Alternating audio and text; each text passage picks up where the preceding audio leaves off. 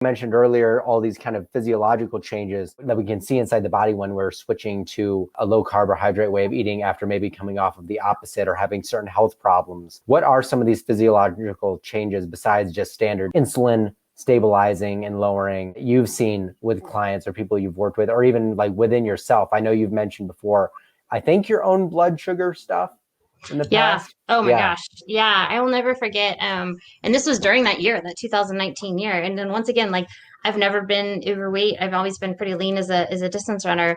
I was driving to a function and I had just had, my kind of standard breakfast, oatmeal, banana, coffee, and I started sweating, pouring. And I had to pull over and I like started to feel dizzy. I'm like, oh, what is wrong? And now I understand like my body was over responding. I was producing way more insulin, so many years of just high carb, high carb, high carb.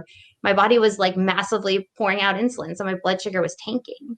And so, but I would go through the day and I'd eat breakfast at like 8 and by 10, I'd be like staring at the clock, like, oh God, is it too early to eat? I need a snack. I'd constantly be having granola bars and, cookie, just every few hours I'd have to eat.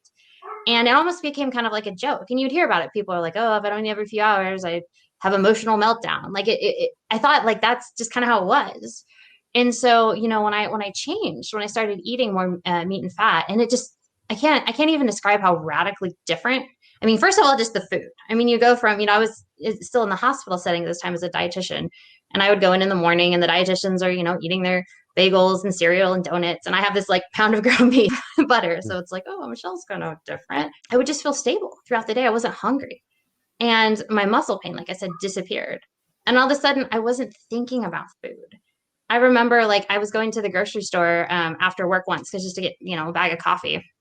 And maybe I don't know. I imagine a lot of people with eating disorder do this. You like walk through the granola bar aisle and it's like paralyzing. There's so many choices. What do I have? Is this?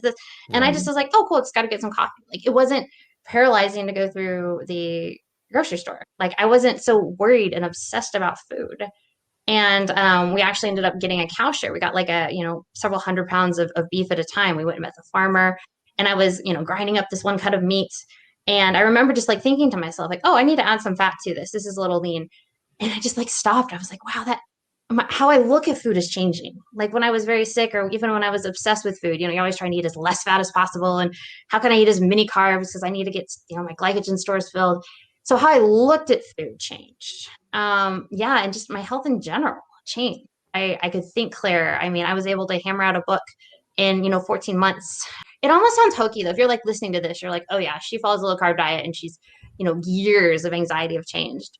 But what happens, on that neurochemical, your neurotransmitters, like probably the two biggest things for me that kind of help solidify my understanding were one, the neurotransmitters glutamate and GABA.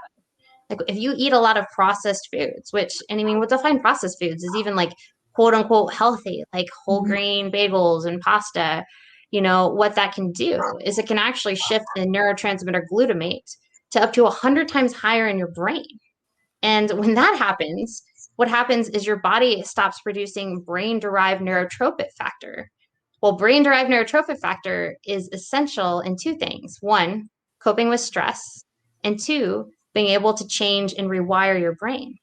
So think about it. You're in treatment, you're trying to learn all these new behaviors, and you're still eating the standard American diet. You're eating Cheerios, you're having a granola bar, you're getting all this therapy and this information, but you can't cope with stress, and your brain can't actually take in and utilize that new information. And so that's why I think when we say, "Oh, we have to have all foods fit," we're not looking at the brain. We're not looking at how the human brain functions on that neurotransmitter level. Yeah, and the second thing was just being the brain needs zinc, it needs Yeah. B12, it needs folate, it needs amino acids. And it does need glucose, but you don't even necessarily need to get glucose from carbohydrates. There's a process called gluconeogenesis. You can get it from protein. So yeah, when I started finally having all those things, my brain functioned much better. So yeah, I mean it all makes sense. And it's really hard once I said to like argue with science.